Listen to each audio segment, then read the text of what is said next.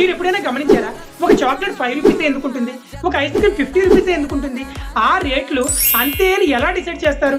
Welcome to Crikon academy the money and business school. దాని కొరకు కంపెనీలు ఫాలో అయ్యే స్ట్రాటజీయే ప్రైజింగ్ స్ట్రాటజీ. ఫర్ ఎగ్జాంపుల్, ఈ సమ్మర్లో మీరు ఒక జ్యూస్ షాప్ స్టార్ట్ చేద్దామని అనుకుంటున్నారు. ఒక గ్లాసు జ్యూస్ ధర ఎలా నిర్ణయించాలి? దానికోసం ఈ ప్రైజింగ్ స్ట్రాటజీలో 3 స్టెప్స్ అనేది ఫాలో అవ్వాలి.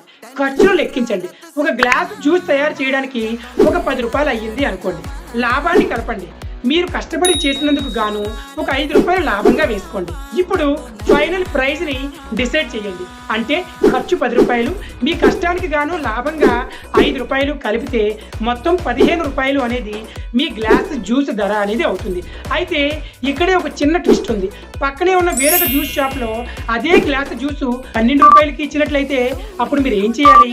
ఒకటి, మీ జ్యూస్ ధరను తగ్గించాలి, లేదా వాళ్ళకంటే మీ జ్యూస్ క్వాలిటీగా ఉంటుందని నిరూపించాలి.